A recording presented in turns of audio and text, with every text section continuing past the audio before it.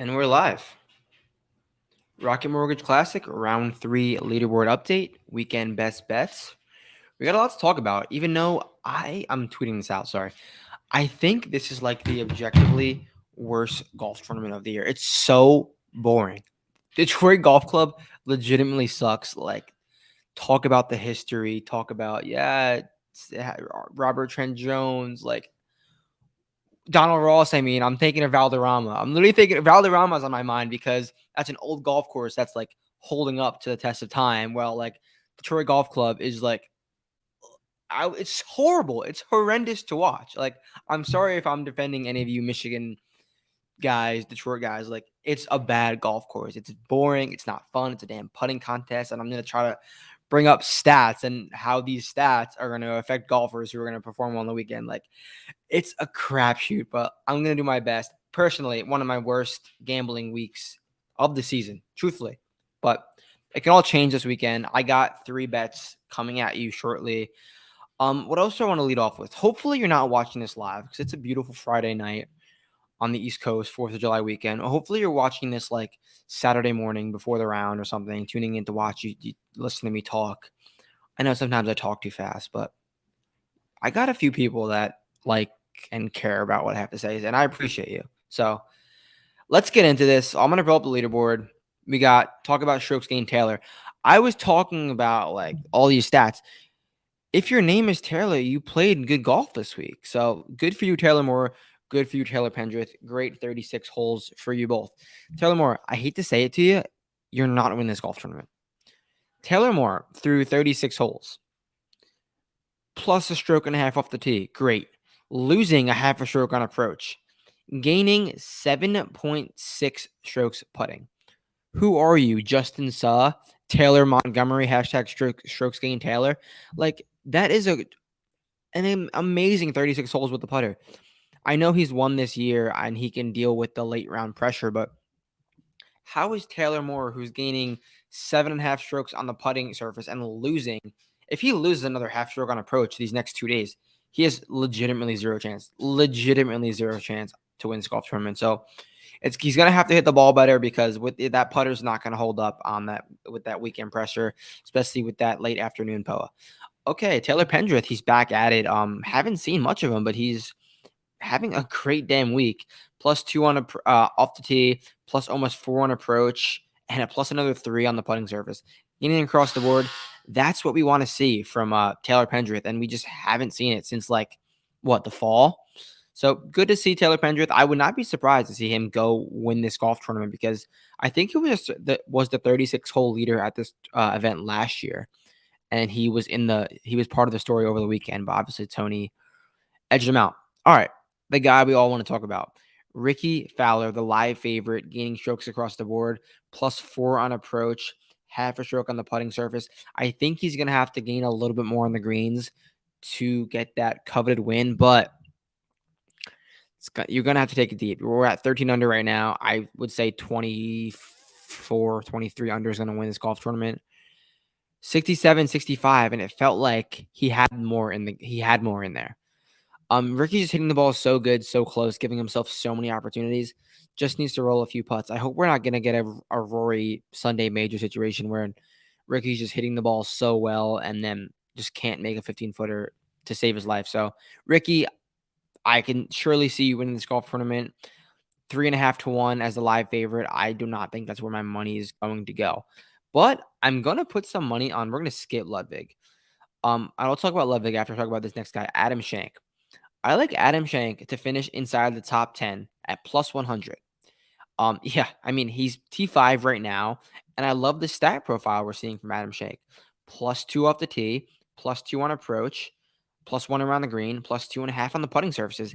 That's consistent, small gains around the greens, a very safe golfer, a very safe player who I think is going to continue to shoot.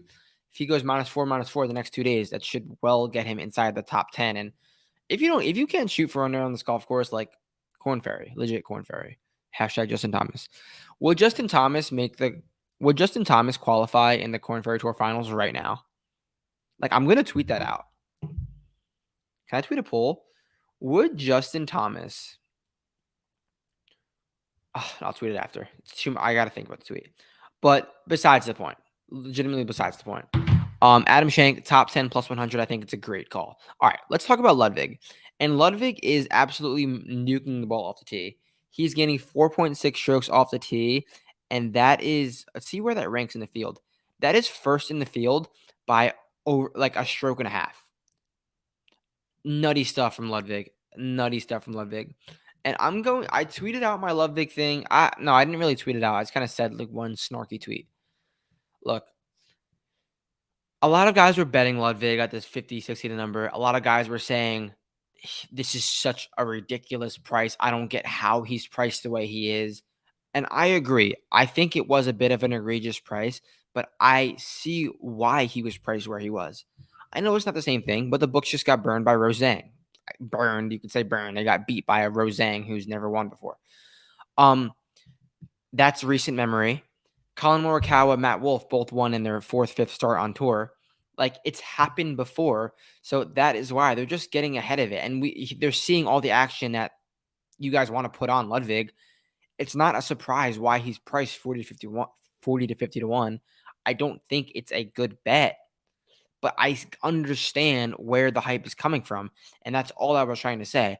I'm not trying to advocate for like Ludwig being this absolute world beater this summer. Ludwig's going to be the best golfer since like Tiger Woods, Rory McIlroy. I'm not saying that. I'm saying I see why the hype is there. You see the talent, and I see why he's being priced where he should be priced. I don't think it's wrong just because of the history and why the books are doing it, because of all the volume you guys are putting on Ludwig. All right, we will talk. We'll move down the leaderboard. And another safe bet, I think, is going to be Colin Morikawa to finish inside the top 5 at plus 115. Colin's currently sitting at T5, and just another great stat profile. And it's what we want to see from Colin. Plus 2 off the tee, plus 4 on approach, and small gains with the putter. 0.2 strokes gained putting. That is all Colin Morikawa needs to do. Maybe not to win the Rocket Mortgage, but just going forward. If he can be a 0 with the putter, hell yeah.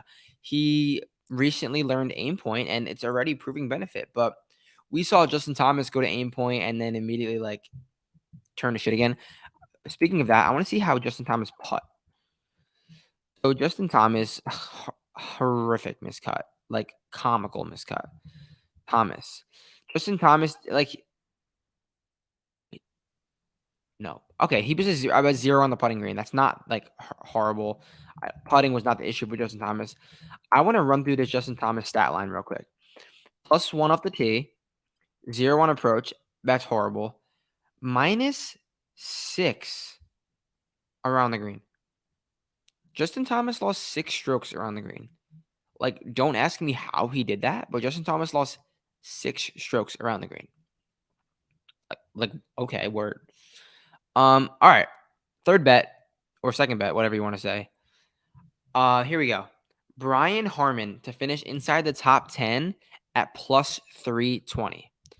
Looking at the Brian Harman stat line, he's gaining 4 strokes on approach and gaining 1 stroke with the putter. That is a great stat line, and Brian Harman can gain way more than that. He can double that number. He can get to 3-4 strokes gained putting. We know how good he is with the flat stick, and he's in good form. He's training well at these Brian Harman golf courses. He knows how to putt on these surfaces. I think he can get hot. He's only 2 strokes outside of the top 10.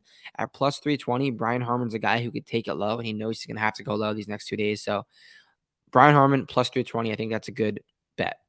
And finally, who was my pick to win this golf tournament? Yeah, Ricky makes a lot of sense. Taylor Moore has no chance. Ludwig coming out party, that'd be sick. How about Sepp Straka? Sepp Straka, 68-66. 10 under par. Now, Sepp Straka, look at his stat line real quick. He is about a 0 off the tee, which is okay. He can do Sepp Straka is not as long as you think he is, to be honest. Gaining 2 on approach, gaining 2 on the putting surface. I want one of these guys, and not talking Taylor Moore. I want someone who is just gonna ride a hot putter. Not 7 strokes. You're not gaining 7 strokes the next 2 days, Taylor Moore, but someone who's gaining 2, 3 the first 3 days to have that, like, okay, gain 7 strokes in total. Like, let's do it, Seth. and he's already putting well now. He's hitting the ball well on approach. He knows how to win a golf tournament. This is not a daunting field. Let's do it, Sepp. So Sepp Straka 22-1 is going to be my throw.